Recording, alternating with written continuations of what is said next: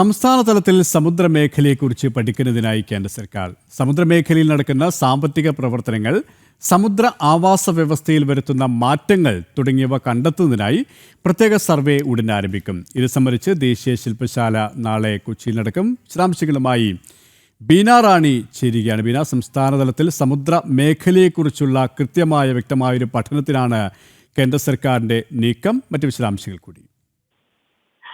സുരേഷ്, സമുദ്രമേഖലയുമായി ബന്ധപ്പെട്ട സാമ്പത്തിക പാരിസ്ഥിതിക വിഷയങ്ങളിൽ സമഗ്ര ഒരു വിവരശേഖരണത്തിന് കേന്ദ്ര സ്ഥിതിവിവരക്കണക്ക് പദ്ധതി നിർവഹണ മന്ത്രാലയം നടപടികൾ ആരംഭിച്ചിട്ടുണ്ട്. ഇതിന്റെ ഭാഗമായാണ് കേരളത്തിലും ഇത്തരം ഒരു സ്ഥിതി വിവരക്കണക്കുകൾ ശേഖരിക്കുന്നത്. ഇതിന്റെ ഭാഗമായിട്ട് തന്നെയാണ് നാളെ നെടുമ്പാശ്ശേരിയിൽ ഒരു സ്ഥിതി വിവരക്കണക്ക് പദ്ധതി ആയി ബന്ധപ്പെട്ട ഒരു സെമിനാർ നടക്കുന്നത്. ഇതില് മന്ത്രാലയം secretary doctor Saurabh Garg IAS അടക്കമുള്ളവർ പങ്കെടുക്കുന്നുണ്ട്.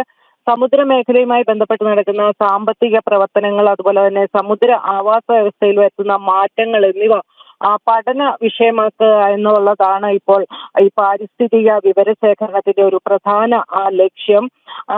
എന്തായാലും ഈ 2025 ഒരു തയ്യാറാക്കിയ റിപ്പോർട്ട് പ്രസിദ്ധീകരിച്ച സാഹചര്യത്തിലാണ് തീരദേശ സംസ്ഥാനങ്ങളെ സംസ്ഥാന തല റിപ്പോർട്ട് തയ്യാറാക്കാൻ പ്രാപ്തമാക്കുക എന്ന ലക്ഷ്യത്തോടെ ഒരു ശില്പശാല ഇപ്പോൾ സംഘടിപ്പിക്കുന്നത്.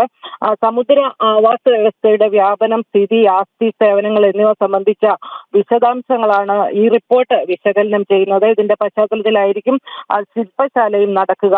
ഈ മേഖലകളിൽ കാലത്തിനനുസരിച്ച് നടക്കുന്ന മാറ്റങ്ങൾ സംബന്ധിച്ച വിവരങ്ങൾ ശാസ്ത്രീയമായി ശേഖരിക്കുന്നതിനുള്ള ഒരു സംവിധാനമാണ് ഈ സമുദ്ര പാരിസ്ഥിതിക വിവരശേഖരണം എന്ന് പറയുന്നത്. പാരിസ്ഥിതിക ആഘാതങ്ങൾ പരമാവധി കുറയ്ക്കുന്ന സാമ്പത്തിക പ്രവർത്തനങ്ങൾക്ക് ആവശ്യമായ നയരൂപീകരണം ആണ് ഈ റിപ്പോർട്ടിന്റെ പ്രധാന ലക്ഷ്യങ്ങളിലൊന്ന്. എന്തായാലും ഇതുമായി ബന്ധപ്പെട്ട ഒരു ദേശീയ ശില്പശാല നാളെ കൊച്ചിയിൽ നടക്കുകയാണ്. പ്രധാനമായും ആഗോള രീതി ശാസ്ത്രങ്ങൾ അവലോകനം ചെയ്ത് ഒരു ദേശീയ ചട്ടക്കൂട് തയ്യാറാക്കുക, ഒപ്പം തന്നെ സൂചകങ്ങളും ഡാറ്റാ സ്രോതസ്സുകളും ശുപാർശ ചെയ്യുക, നേരത്തെ സൂചിപ്പിച്ചതുപോലെ സമുദ്ര ആവാസ വ്യവസ്ഥയുമായി ബന്ധപ്പെട്ട സേവനങ്ങൾ ഇതെല്ലാം രൂപീകരിക്കുക തുടങ്ങിയ ബന്ധപ്പെട്ട തീരുമാനങ്ങൾ കൈക്കൊള്ളുക എന്നതാണ് ശില്പശാല കൊണ്ട് ലക്ഷ്യമിടുന്നത്. എന്തായാലും കേരളത്തിൽ ഇത്തരത്തിലൊരു സമുദ്രമേഖലയുമായി ബന്ധപ്പെട്ട സംസ്ഥാന തലത്തിൽ ഒരു വിവരശേഖരണം ഇതുമായി ബന്ധപ്പെട്ട ഉടൻ ആരംഭിക്കും എന്ന് തന്നെയാണ് വ്യക്തമാകുന്നത്.